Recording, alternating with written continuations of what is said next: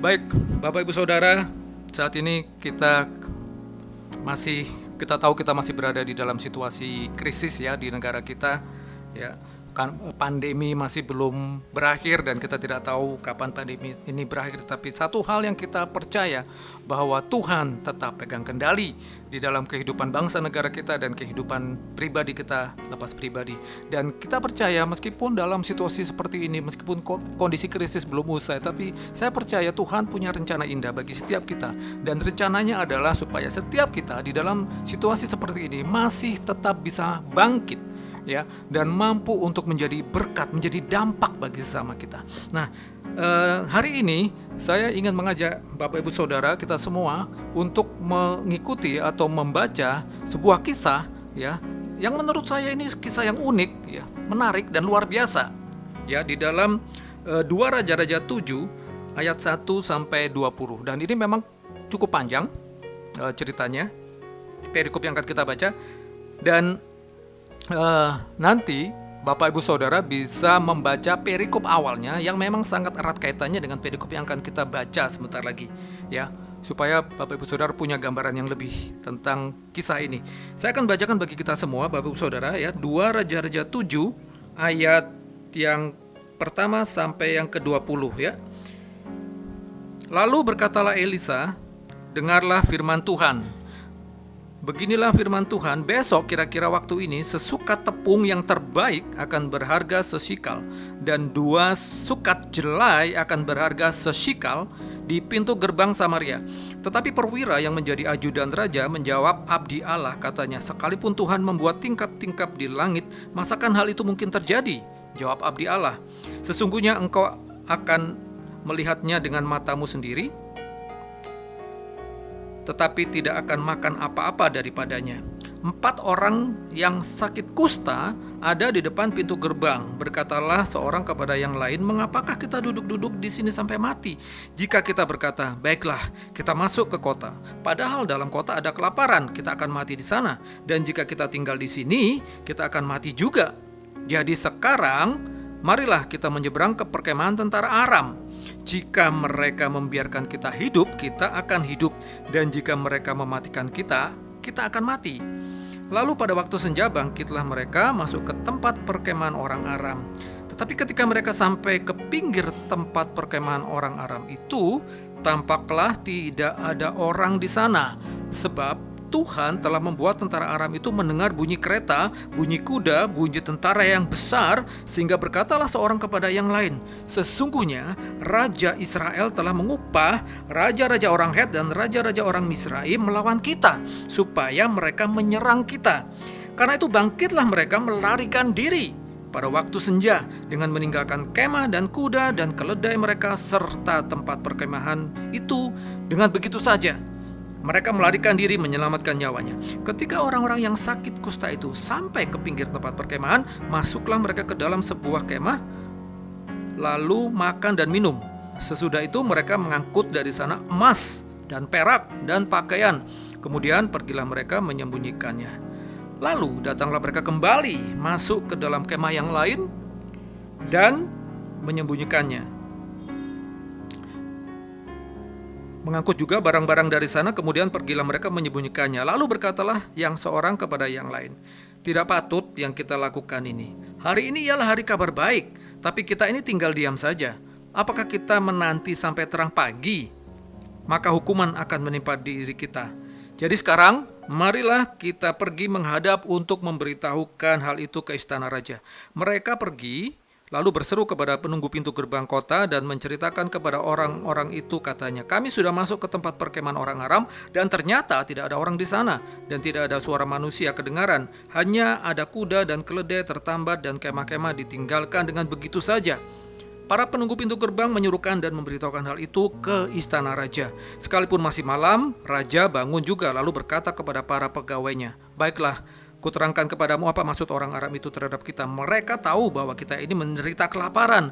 Sebab itu mereka keluar dari tempat perkemahan untuk menyembunyikan diri di padang sambil berpikir, apabila orang Israel keluar dari dalam kota ini, kita akan menangkap mereka hidup-hidup. Kemudian kita masuk ke dalam kota. Lalu salah seorang pegawainya menjawab, "Baiklah, kita ambil 5 ekor dari kuda yang masih tinggal di dalam kota ini. Tentulah keadaannya seperti seluruh khalayak ramai Israel yang sudah habis mati itu. Biarlah kita suruh saja orang pergi supaya kita lihat." Sesudah itu mereka mengambil 2 kereta kuda. Kemudian raja menyuruh mereka menyusul tentara Aram sambil berkata, "Pergilah melihatnya." Lalu pergilah mereka menyusul orang-orang itu sampai ke sungai Yordan, dan tampaklah seluruh jalan itu penuh dengan pakaian dan perkakas yang dilemparkan oleh orang Aram pada waktu mereka lari. Kemudian pulanglah suruhan-suruhan itu dan menceritakan hal itu kepada raja. Maka keluarlah penduduk kota itu menjarah tempat perkemahan orang Aram. Karena itu sesukat tepung yang terbaik berharga sesikal dan 2 sukat jelai berharga sesikal sesuai dengan firman Tuhan. Adapun raja telah menempatkan perwira yang menjadi ajudannya itu mengawasi pintu gerbang. Tetapi rakyat banyak menginjak-injak dia di pintu gerbang. Lalu ia mati sesuai dengan perkataan abdi Allah yang mengatakannya pada waktu raja datang mendapatkan dia. Dan terjadi juga seperti yang dikatakan abdi Allah itu kepada raja. 2 sukat jelai akan berharga sesikal dan sesukat tepung yang terbaik akan berharga sesikal. Besok kira-kira waktu ini di pintu gerbang Samaria.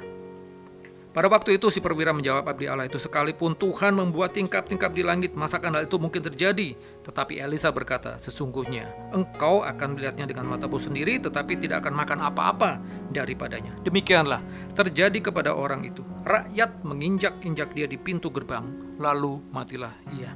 Amin. Sedemikian jauh pembacaan perikop kita, memang cukup panjang Bapak Ibu Saudara, dan baik supaya kita memiliki informasi ya tentang latar belakang. Jadi kisah ini Bapak Ibu Saudara terjadi pada waktu kerajaan Israel sudah terpecah menjadi 2 ya. Ada kerajaan utara, ada kerajaan selatan. Kerajaan selatan namanya Yehuda ya, dengan ibu kotanya Yerusalem, dan kerajaan utara dengan ibu kotanya Samaria. Dan di kerajaan utara ini ada berkumpul 10 suku Israel. Nah, peristiwa ini terjadi di kerajaan utara yang ibu kotanya Samaria dengan rajanya Yoram pada waktu itu. Dan pada waktu itu kerajaan Israel ya, ibu kotanya Samaria ini berperang dengan kerajaan Aram ya. Kalau Bapak Ibu Saudara nanti membaca di pasal ke-6 dikisahkan di situ bagaimana peristiwa-peristiwa bagaimana orang Aram masuk gitu ya, bagaimana Tuhan menolong. Dan pada suatu saat Ben-Hadad, Raja Aram, membawa seluruh pasukannya untuk mengepung Samaria. Jadi kejadiannya ini di Samaria, ibu kota Israel dikepung oleh seluruh tentara orang Aram dipimpin oleh rajanya Ben-Hadad. Pengepungan itu tujuannya apa? Supaya melemahkan kondisi kota Samaria, supaya mereka akhirnya bisa merebut. Karena kota Samaria dikelilingi oleh benteng-benteng yang begitu kokoh sehingga pasukan Aram tidak mungkin untuk menerobos maju. Sehingga yang mereka lakukan taktiknya adalah mengepung. Jadi menghambat, menyetop seluruh pasokan distribusi logistik ke kota Samaria ya. Apakah itu mungkin lewat sungai, lewat laut, lewat jalan darat, semua lalu lintas barang ya menuju kota Samaria dikepung oleh pasukan Aram. Sehingga apa yang terjadi? Samaria tidak dapat memperoleh pasokan logistik, makanan dan bahan-bahan yang keperluan mereka. Dan kita tidak tahu berapa lama ini pengepungan terjadi. Tapi saya pernah baca di sebuah tafsiran atau sebuah catatan, kira-kira ya, karena semakin besar sebuah negeri, semakin besar sebuah negara, akan butuh waktu lama untuk mengepung sampai kota itu benar-benar menyerah karena kelaparan, karena sudah kehabisan bahan makanan. Dan saya pernah membaca lamanya pengepungan itu kurang lebih 3 tahun Bapak Ibu Saudara. Bayangkan ya, 3 tahun kota Samaria dikepung sehingga benar-benar tidak bisa memperoleh makanan.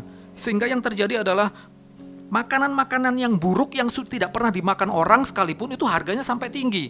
Ya, di pasal 6 disebutkan kepala keledai kan tidak pernah dimakan. Ada juga kotoran burung merpati, sampai dihargai mahal. Saking tidak adanya makanan. Bahkan ada kisah kanibal, ya, bagaimana 2 orang ibu bertengkar karena memperebutkan anak yang akan mereka makan, gitu ya. Terjadi peristiwa kanibal dan ini sangat menyusahkan hati Raja Yoram. Dan ya, Raja Yoram itu menyalahkan Tuhan. Kenapa ini bisa terjadi? Dan juga menyalahkan Elisa, gitu kan. Kemudian Elisa dipanggil dan itulah yang kita baca tadi. Elisa bernubuat. Ya, Tuhan menaruhkan sebuah nubuat dan Elisa menyampaikan itu kepada Raja Yoram. Dikatakan bahwa besok keadaan berubah. Besok Tuhan akan bikin mujizat. Sehingga makanan-makanan yang bermutu tinggi, harganya sangat murah. Karena begitu banyak melimpah makanan. Besok, tepat pada waktu ini akan terjadi. Tetapi itu tidak dipercayai oleh raja dan juga perwiranya.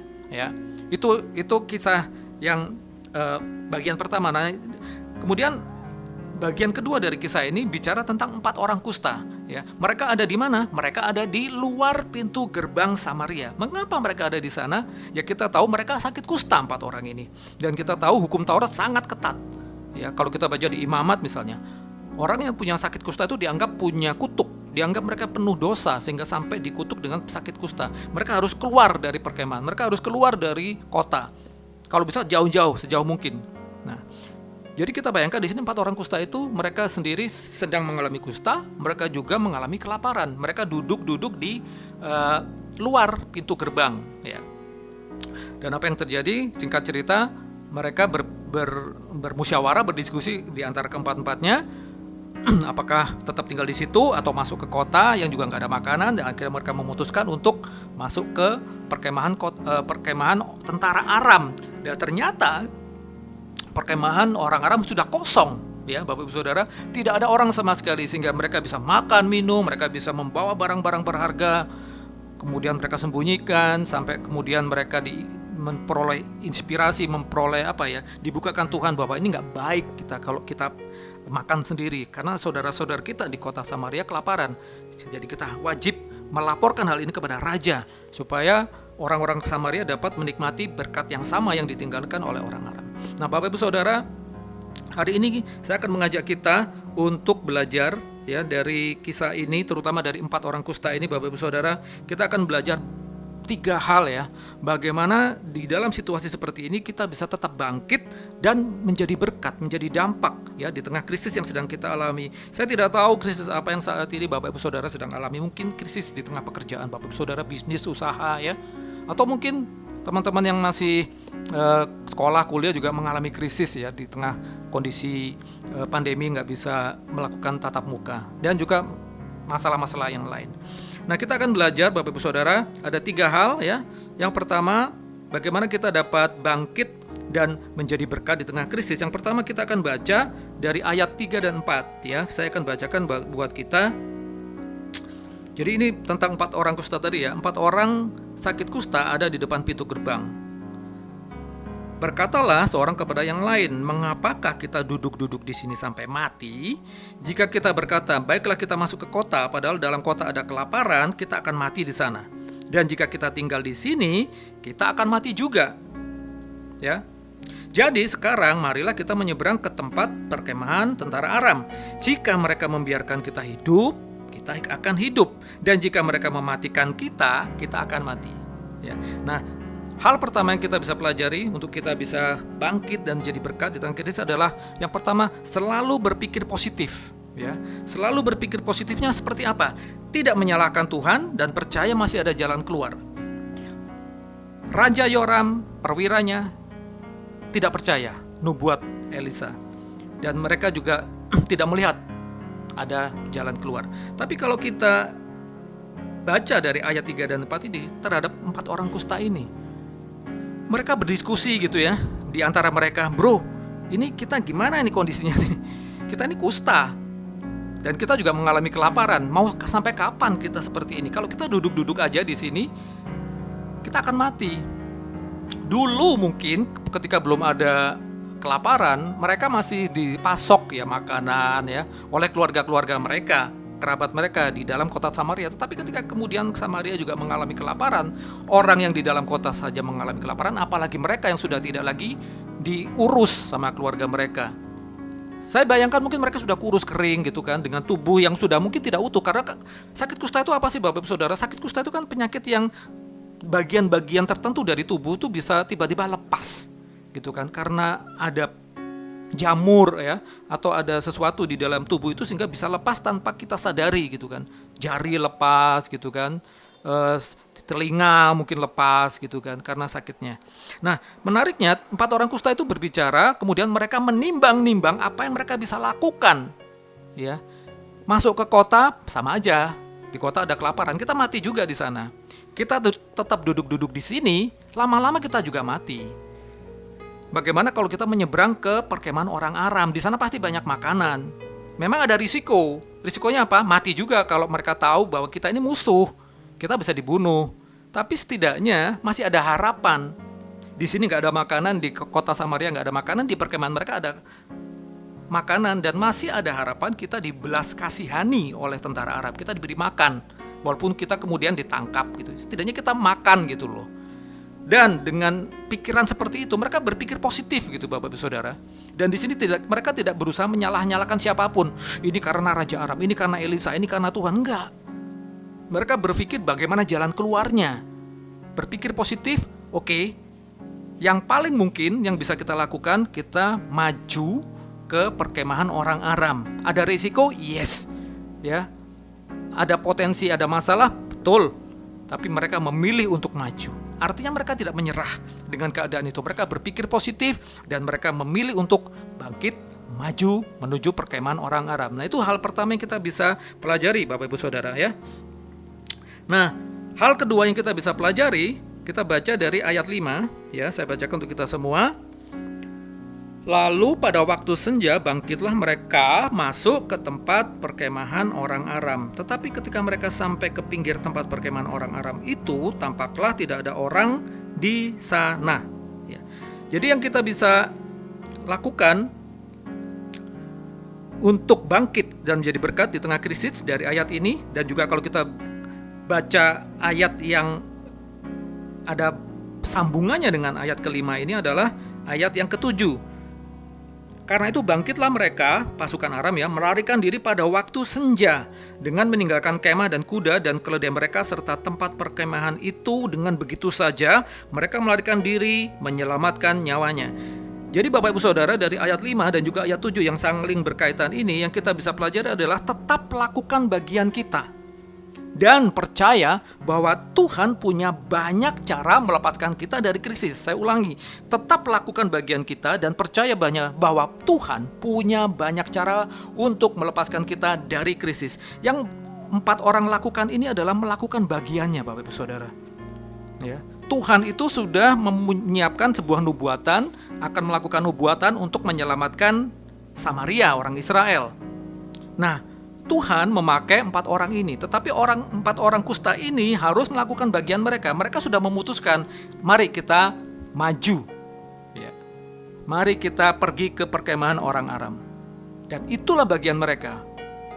Di ayat 5 disebutkan, lalu pada waktu senja bangkitlah mereka masuk ke tempat perkemahan orang Aram. Artinya mereka nggak terus duduk-duduk di situ. Mereka sudah bikin keputusan, yang mereka lakukan, mereka realisasikan rencana itu. Mereka realisasikan apa yang sudah mereka sepakati. Mereka bangkit Bapak Ibu Saudara. Di tengah mungkin kondisi yang lemah karena ya mungkin bukan berbulan-bulan, tapi mungkin sudah berhari-hari tidak makan, kondisi sakit. Dan mereka mungkin beberapa pakai tongkat gitu ya, jalannya terseok-seok ya, tidak bisa cepat jalannya gitu kan. Alkitab katakan menjelang senja mereka berangkat menuju perkemahan orang Aram. Kita bayangkan ya, mereka berempat dengan langkah tertatih-tatih, langkah terseok-seok sambil menahan sakit, ya, karena sakit kusta, sambil menahan lapar, berhari-hari nggak makan, tapi mereka fokus tetap masuk ke perkemahan orang Aram. Mereka tahu risikonya apa. Nah, yang menariknya di ayat 7 ini bicara kondisi di perkemahan orang Aram pada waktu senja, artinya di waktu yang sama, pada waktu orang 4 kusta ini berjalan terseok-seok dengan langkah tertatih-tatih, langkah yang berat, Tuhan buat ya suatu keributan, suatu kekacauan di perkemahan orang Aram. Di benak saya, di bayangan saya, Tuhan memakai langkah kaki 4 orang kusta ini yang terseok-seok, ya, yang mungkin nggak berlari cepat karena sudah lemah, tapi Tuhan buat itu di telinganya orang Aram. Itu seperti langkah dari ribuan orang, ribuan pasukan kereta kuda, ya, yang di pikiran mereka ini adalah orang-orang Het, orang-orang Misraim, kerajaan-kerajaan sekitar Samaria yang diupah, yang dibayar oleh Raja Yoram untuk bergabung berkoalisi menyerang orang Aram. Luar biasa kan Bapak Ibu Saudara? Jadi Tuhan membuat keajaiban sehingga timbul kepanikan, ketakutan, kekacauan di perkemahan orang Arab. Mereka mendengar suara itu, dan saya percaya hanya mereka yang bisa mendengar.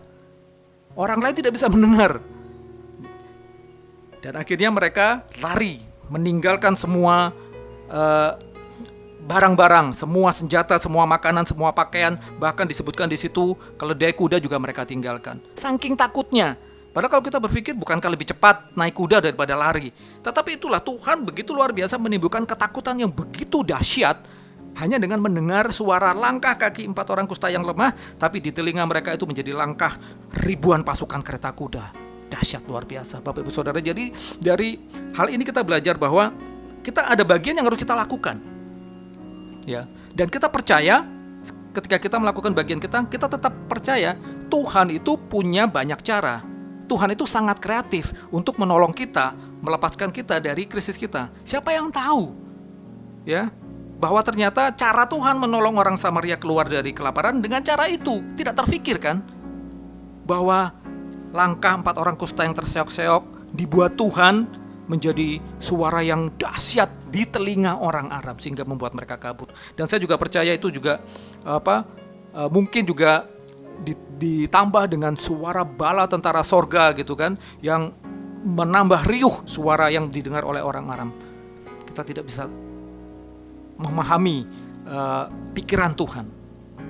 Mungkin buat kita bisa saja kan Tuhan turunkan selaksa pasukan tentara malaikat dari surga untuk memporak-porandakan orang Aram, bisa. Tetapi cara Tuhan unik, cara Tuhan kreatif, cara Tuhan tidak terpikirkan oleh manusia. Itu yang kita perlu pahami. Kita tetap lakukan bagian kita, tetapi kita percaya biar Tuhan yang mengerjakan bagiannya. Dan bagian Tuhan kadang kita tidak pahami. Nah, yang ketiga Bapak Ibu Saudara, yang kita bisa lakukan untuk tetap bangkit, tetap dapat menjadi berkat di tengah situasi kondisi ini, kita baca ayat 9. Saya bacakan untuk kita ayat 9. Jadi setelah orang kusta itu menjarah, ya istilahnya menjarah, karena sudah ditinggalkan begitu, menjarah, makan, minum sampai kenyang, membawa pakaian, perhiasan, terus mereka menyembunyikan, mereka balik lagi. Kemudian mereka hati nurani mereka itu berkata di ayat 9. Lalu berkatalah yang seorang kepada yang lain, mungkin sudah kenyang, sudah senang gitu ya, walaupun mereka masih kusta ya. Bro, tidak patut ya yang kita lakukan ini. Ini kan kabar baik. Tetapi kita ini tinggal diam saja. Masa kita nunggu sampai besok? Kita bisa kena hukum. Kurang lebih begitu ya. Mari, yuk sekarang kita lapor apa yang kita temukan ini. Karena ini bisa menolong orang Samaria, saudara-saudara kita yang di Samaria, mereka kelaparan, mereka perlu tahu bahwa ini loh kabar baiknya, perkemahan orang Aram ini sudah kosong, kita bisa ambil semua yang kita butuhkan di sini. Kurang lebih seperti itu ya. Nah, Bapak Ibu Saudara, artinya dari hal ini kita bisa belajar untuk bangkit dan menjadi berkat di tengah krisis adalah tetap beritakan kabar baik. Tetap beritakan kabar baik. Seperti 4 orang kusta ini. Mereka dalam kondisi mungkin sudah kenyang, tetapi kondisi mereka masih kusta.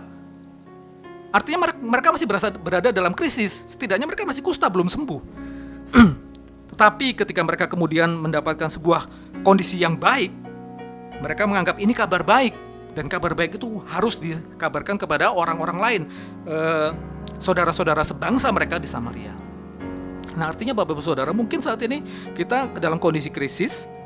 Saya tidak tahu krisis apa yang sedang saudara alami, sakit penyakit kah, kondisi kelemahan ekonomi kah, masalah rumah tangga kah, masalah keluarga kah, ya. Tetapi itu tidak menghalangi kita untuk tetap memberitakan kabar baik. Banyak orang yang butuh Yesus di luar sana. Banyak orang yang butuh kesaksian kita. Dan yang namanya bersaksi itu tidak harus menunggu sampai Tuhan buat mujizat yang luar biasa dalam hidup kita. Tidak harus seperti itu Bapak Ibu Saudara. Ya. Kesaksian kita bisa berupa bagaimana Tuhan menolong kita, bagaimana Tuhan memelihara hidup kita selama pandemi ini.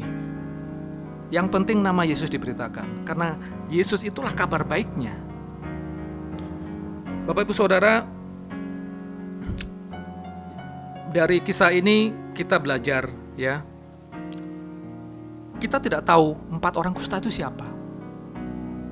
Bahkan tidak disebutkan namanya. Dan mereka orang terbuang. Oleh orang Samaria mereka disebutkan sebagai sampah masyarakat. Tetapi justru lewat 4 orang kusta itu orang Samaria beroleh keselamatan. Tuhan memakai 4 orang kusta ini. Nah, artinya siapapun saudara, siapapun kita saat ini, mungkin kita sedang dalam kondisi terpuruk, ya. Tidak perlu menunggu kita berhasil, tidak perlu menunggu sampai kita mendapat jawaban Tuhan, tidak perlu menunggu sampai kita menjadi orang hebat untuk kita bisa menjadi berkat, untuk kita bisa membawa kabar baik kepada orang lain. Bukankah Tuhan juga pernah berfirman, Paulus ya, di dalam salah satu suratnya kepada Timotius, beritakanlah firman, siap sedialah, baik atau tidak baik waktunya. Baik atau tidak baik waktunya itu kan juga bicara apakah kita sedang dalam kondisi baik, apakah kita sedang dalam kondisi tidak ada masalah, apakah orang yang akan menerima pemberitaan firman kita itu mau terima apa tidak. Tetap lakukan pemberitaan firman Tuhan. Jadi kesimpulannya Bapak Ibu Saudara dari kisah pengepungan orang Aram terhadap Samaria dan bagaimana 4 orang kusta itu bertindak, kita bisa belajar 3 hal supaya kita dapat bangkit menjadi berkat di tengah krisis. Yang pertama, selalu berpikir positif, ya, dalam arti tidak menyalahkan Tuhan dan percaya masih ada jalan keluar. Nah, yang kedua, tetap lakukan bagian kita, jangan berhenti, ya, tetapi tetap percaya bahwa Tuhan punya banyak cara melepaskan kita dari krisis. Dan yang ketiga, kita pelajari tetap memberitakan kabar baik. Biarlah kebenaran firman Tuhan ini dapat menjadi rema, dapat menjadi berkat bagi kita. Dan saya percaya nanti ketika Bapak Ibu Saudara membaca sendiri pasal 6, pasal 7, merenungkannya sendiri, mungkin Bapak Ibu Saudara bisa memperoleh 5 hal atau mungkin 7 hal, ya. Karena firman Tuhan itu begitu kaya, ketika kita semakin menggali lebih dalam dengan kerinduan, dengan pimpinan Roh Kudus, kita akan memperoleh dibukakan banyak rahasia-rahasia. Nah, ini yang saya peroleh, 3 hal ini yang penting untuk saya bagikan untuk kita semua, bagaimana supaya kita tetap dapat bangkit menjadi berkat di tengah krisis. Tuhan memberkati.